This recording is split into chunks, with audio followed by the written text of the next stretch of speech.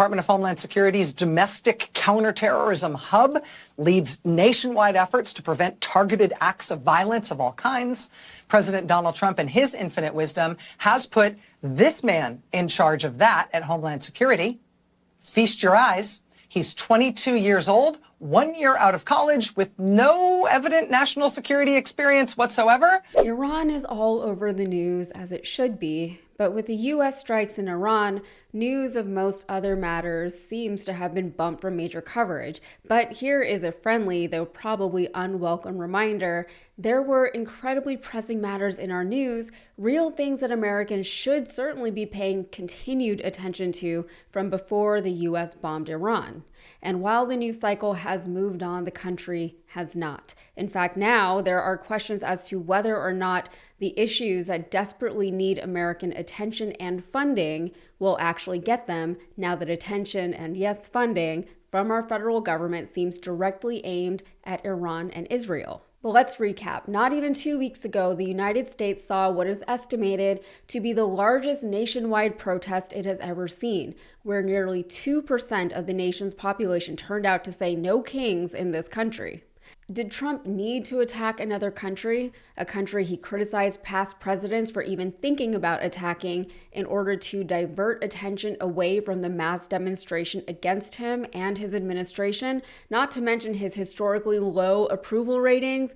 It's hard to say, but in the past, presidents have certainly used shows of military force to galvanize support around themselves. And by shows of military force, what I'm not referring to is Trump's 45 million tax dollar, dictator-style birthday military parade that just a few thousand people showed up to, many of whom went out of their way to indicate that they were there to support the United States Army, not President Trump. Something really interesting about this parade, I would say, would be just the quietness of it all. Yeah, things are very quiet. Everything's very quiet. It's partly because that there aren't that many people, but also I think it's just that the people who are here aren't that excited. Yeah. And speaking of that weekend, let's not forget that a Democratic state lawmaker and her husband, Melissa and Mark Hortman, were assassinated in their home in Minnesota, with another couple, State Senator John Hoffman and his wife, sent to the hospital after being shot by the same man. The assassin had a hit list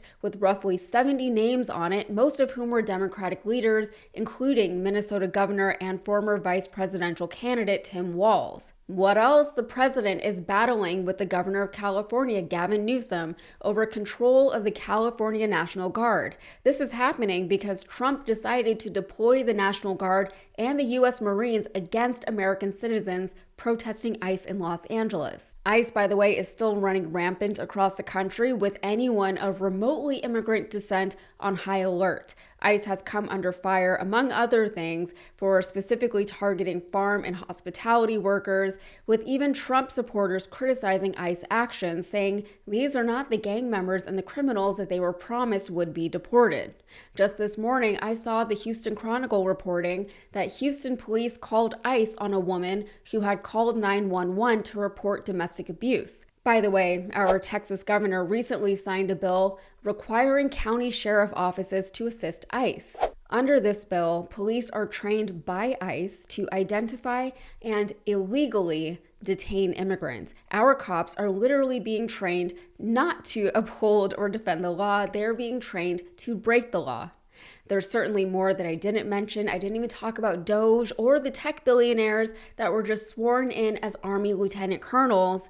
But on top of everything, we have people sitting in positions of high power and influence who are utterly unqualified to fill the seats that they occupy. And no amount of, oh, but Pete Hegseth served in the military is going to change that. And to that point, here's more from Rachel Maddow on the utterly unqualified 22-year-old head of counterterrorism. Before volunteering for the Trump campaign, his LinkedIn page reportedly explains that his work experience includes, quote, lawn care work around my neighborhood. Also, working part-time as a clerk at an H-E-B supermarket. He also apparently once had an internship at the Heritage Foundation, and according to a recent ProPublica profile of this young man, again, who is Donald Trump's best guess at who would make a good counterterrorism chief for the United States government at this moment in time, According to ProPublica, quote, the bulk of his leadership experience comes from having served as Secretary General of a model United Nations club in school. But now that is who Donald Trump has running domestic counterterrorism efforts for the U.S. government. He worked at HEB. Everyone in Texas works at HEB at some point. And by everyone, I'm obviously being hyperbolic. I never worked at an HEB, but I kind of wish I had. HEB is the best grocery store, and as much as I cannot wait to leave Texas, I would seriously miss HEB. But that aside, Thomas Fugate has been a Trump superfan since he was a teenager, which was really not that long ago. But he did intern with the Heritage Foundation, which you might remember is behind Project 2025, which now is the blueprint behind Trump's entire presidency, whether he is willing to admit it or not. In response to the appointment, Senator Chris Murphy of Connecticut said this on X, as our nation girds for possible Iranian terrorist attacks, this is the person Trump put in charge of terrorism prevention. 22 years old, recent work experience, landscaping/grocery clerk. Never worked a day in counterterrorism, but he is a big Trump fan, so he got the job. Fugate replaced Bill Braniff in the role, who resigned following DOJ cuts to his department. Braniff took 20 plus years of experience with him. So Trump was happy to replace that with 0 years of experience, not just in counterterrorism, but in anything. In defense of the appointment, a spokesperson for the Department of Homeland Security said that the Center for Prevention Programs and Partnerships is insignificant anyway, so don't worry about it. Also, the kids got great work ethic, so don't worry about it. None of that actually defends the fact that someone was appointed to a position with, again, 0 experience. He never should have been given the job in the first place. There's absolutely no way he is the best qualified candidate for the role. Of course, the person who is presumably the best qualified left the role because he couldn't work under the new administration, and who can blame him? Maybe these are the only people who are willing to work in the federal government under Trump. Trump obviously just found some Trumpy kid and gave him a job because why not? Credentials don't matter anywhere else in his government. Trump has systematically gotten rid of anyone from his administration and even from career government positions who would remotely do anything anti-Trump. Disloyalty, as we all know by now, is not something that Trump tolerates, even though our government is not supposed to be based on loyalty to a president. To the Constitution, yes, but to a president, to just some guy, to a king, no. In fact, Trump's response to the No Kings protest was that he is no king. If he was a king, he wouldn't have all of these people telling him no and blocking him from doing the things that he really wants to do. The fact is, if he had his way, those people wouldn't be in any position to block him at all.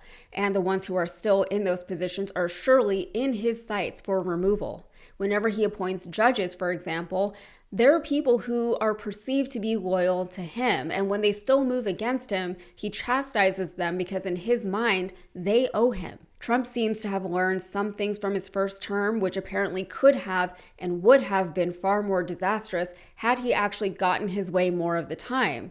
And the times he didn't get his way, well, that was because people were in positions of power and authority who were actually doing their jobs. Trump didn't like that. So he did things differently this time around. And he's not quite finished cleaning up DC, but his efforts to do so are particularly noticeable in the fact that now anyone seeking a position in the federal government has to write an essay praising his policies, essentially professing and proving their loyalty to Trump and his government. So while Trump is busy maybe starting wars and eradicating treasonous workers from DC, the rest of us need to stay vigilant with the knowledge that the people and institutions that we once relied upon to protect us are being run by entirely incompetent and unqualified individuals. May we all find a way to sleep at night. All right, that's it for me. If you got something out of this, please like the video and subscribe to the channel for more. Thanks.